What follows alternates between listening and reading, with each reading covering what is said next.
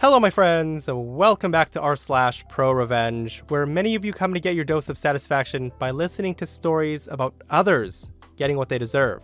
Guys, in today's episode, there's gonna be 3 stories. The first is a family dispute over grandmother's ashes. The second story is where a customer tries to screw over a mechanic. And the last story is why IT workers should not be messed with. Guys, I hope you stay for the stories today and do hit that subscribe button for future stories. Let's get into it. This first story is titled, Try to Oust My Mother from Spreading My Grandmother's Ashes? Okay, I'll steal some. My grandmother died in November of 2016. It was a really hard loss for my family, especially my cousin, who was really close to her. We had a beautiful end-of-life ceremony for her in lieu of a funeral, and she was cremated as well, and my aunt kept the urn. Over the years, my aunt has crept from a manageable pain in the ass to a completely self-absorbed, borderline psychotic individual.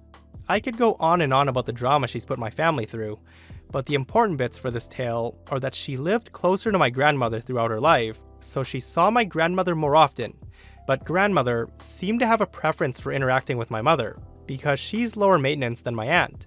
One last thing is that my aunt has kicked my cousin out of the house about 4 times since he's turned 18. They butt heads frequently. She's an alcoholic, and he's 18 and headstrong. After the end-of-life ceremony, my aunt stopped talking much to my mother. She never really mentioned having the urn, and my mother never laid eyes on it, despite it being her mother. A year or so went by until one day, my aunt popped up and stated that she was going to spread the ashes at a nearby beach that we all visited throughout our lives. She picked a date without consulting anyone, specifically not my mother, and said if we could make it, great. If not, tough luck. Needless to say, everyone was miffed, but my mother, myself, and my cousin switched our work schedules in order to be there. This was communicated clearly. Fast forward to the week before the event, my aunt now messages us all, stating that she has an obligation the next day and will not be able to handle the ashes spreading on the date planned. She changed the date to 1 week later, and again said, if you couldn't make it, tough luck. My mother and I were irritated and stated that we did not think that we could change our schedules 2 weeks in a row. My aunt went on to say that it was my mother's fault for the date switch, due to her schedule, and ended it there. My mother and I spoke at length.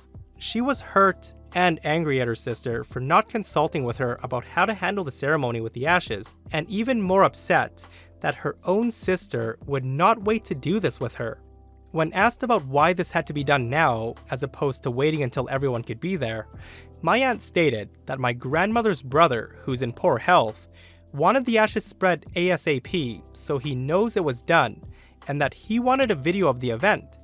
My mother eventually told my aunt that she wasn't gonna go, and that she just wanted to see the video that my aunt took of the event. She was focusing on her own mental health, and didn't want to compromise her progress because my aunt causes so much stress. This enraged me. I was upset already, but was completely floored by the idea that my aunt would have this ceremony without anyone present but her and her boyfriend. I was so hurt for my mother, who clearly was just avoiding conflict with her sister, and now would end up missing this event that could bring her closure with her own mother. I was frustrated for myself and my cousin, who would have also loved to have an experience of letting go of my grandmother's ashes together as a family as well. So I made a plan. My cousin was still living back home, and he was also furious with his mother. So I tell him, hey, I need you to go do something really weird, but it's for my mother. And like a trooper, he says, anything for you guys. And that's how the ashes heist began. My cousin didn't hesitate. One afternoon while my aunt was at work, my cousin broke into the urn and stole about half a cup of my grandmother. He double-bagged it and promptly hid it in a container of hair pomade like a grandma drug stash. Later that night, in the dark and pouring rain, we met in an abandoned parking lot where he passed me the goods. He said he stole himself some of grandmother too. We felt vindicated. We hugged and parted ways. 2 weeks later, I gave my mother the ashes in a tiny keepsake urn while visiting her for my birthday. She cried and we hugged, and I could see the anxiety about the whole thing wash off her because now she's in control of her own goodbye ceremony, independent from my aunt, who has no idea what happened. This past Sunday, my aunt has spread the ashes at the beach. And guess what? She didn't even take a video. She still hasn't responded to my mother, who asked for the video the day of. My cousin says the urn's empty, and no one's heard from my aunt at all. I imagine myself being so much more furious if I hadn't bested her. I imagine my mother being devastated and never being able to do anything about it. My aunt lives in a world where she planned the event with no regard for anyone else and lied about taking a video of it for the family. A video that would have been our only connection to that moment. A moment that she robbed my mother, my cousin, and me of. She has no idea what my cousin and I have done, how we had to plan in advance for her douchebaggery in order to ensure that we were spared of her selfishness. It's so unfortunate to hear something like this happen to a family. A once-in-a-lifetime thing like that should have been accommodated for everyone to participate in, and the aunt not even filming it for anybody to be able to see is a total low blow to the family. OP also has some edits to the post, and it reads, "I wouldn't have switched the entirety of my grandmother's ashes with some powdered substance for 2 reasons. The biggest being that it would completely out my cousin as an accomplice and put him at risk of losing a place to live in his last 2 weeks of high school, pre-college. I'm not going to jeopardize my cousin's life in any way, and while she may not have been able to tell the difference between fire pit ashes and people's ashes, the risk is there. Second, and also important, is that taking all of the ashes, in turn, robs my aunt of her ceremony for her mother as well, whether she would know it or not. I'm hugely upset with her actions and ending a relationship with her. However, the point of me doing this was because she took the choice away from my mother. I'd feel awful for doing the same to my aunt, despite her actions. I may not be beyond stealing some of the ashes, but I wouldn't be able to justify that level of revenge. I think the real revenge here is that I bested her by stealing some of the ashes, and that she's literally losing the entire family due to her selfishness." This story is titled, "Make Me Wait for Money? I'll Just Take My Engine Back." My grandfather had been retired for a bit after getting hurt on his job at the railroad.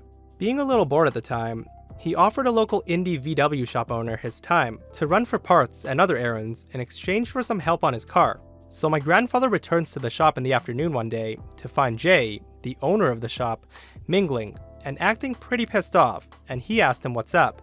The story went that Jay had just rebuilt and installed an engine for a customer, and when the guy picked up the car in the AM, he paid with a check. This was not uncommon at the time, being 1980.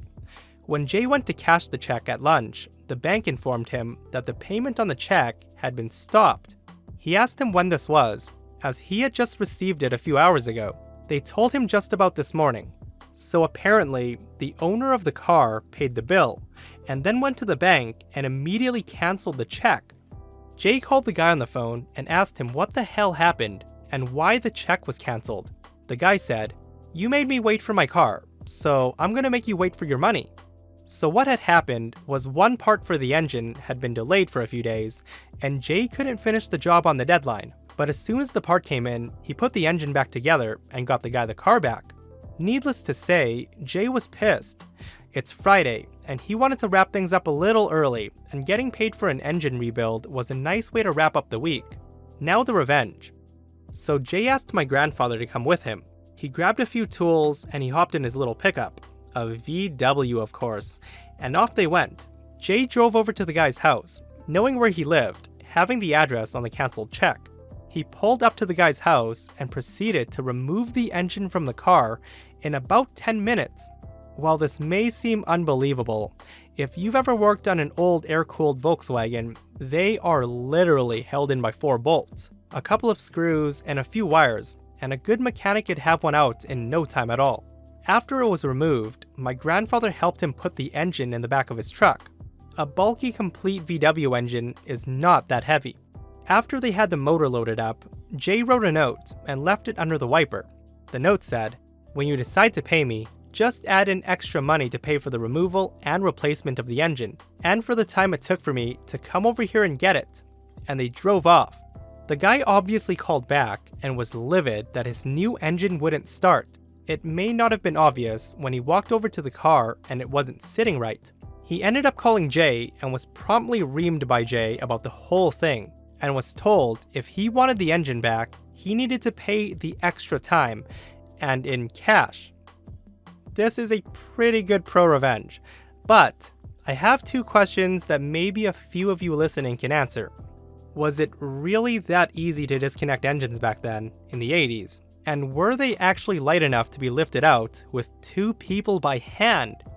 And second, does anybody have any experiences working retail where people wrote checks but had no money in their accounts? How did that work back then? Did they just get away with the free stuff or what? This last story is titled Lie, Cheat, Layoff, and Gamble with Our Wages, and Join No IT Department. So years back, I worked as the IT director for a small brokerage firm. These types of places try to run lean, so I was the only IT personnel. I took the job, but I was a bit underqualified if I'm being truthful. The reason they gave it to me because I was young and naive, and they thought they could underpay me.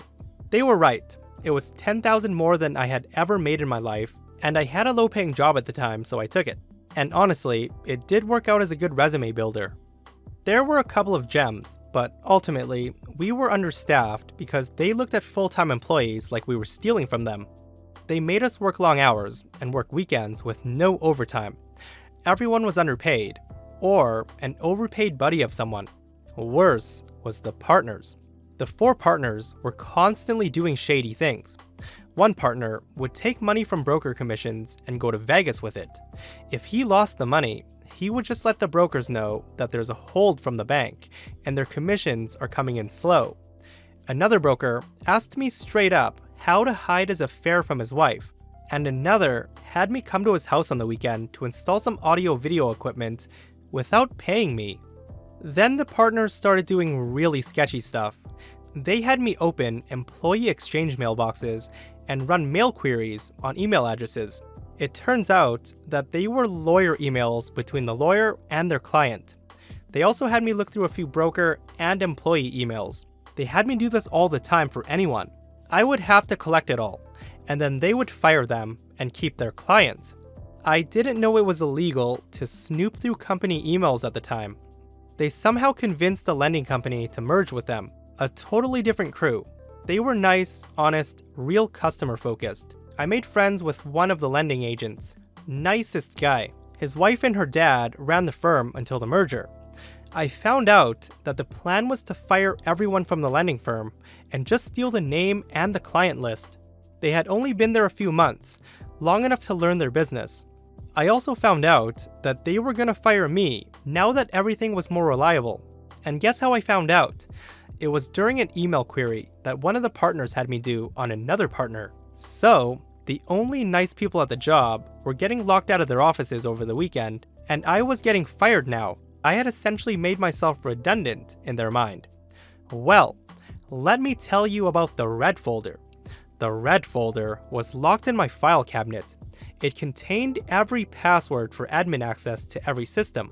It also contained the fire plan, or downtime plan, of every system in the company.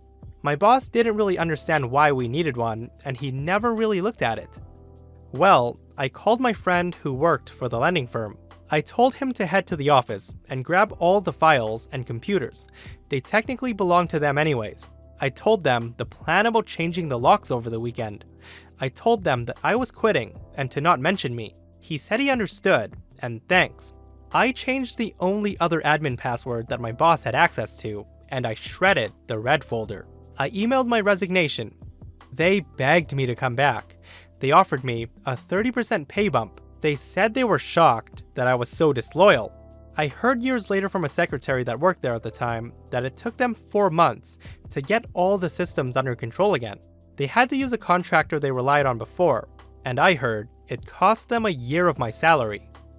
This is why you don't mess with IT guys. I've heard horror stories about IT workers leaving companies and absolutely wreaking havoc on companies on their last day. Guys, I'm not very familiar with this, but don't companies usually have it in writing where if people in IT get fired, etc., that they'll be held accountable if they end up doing stuff like this?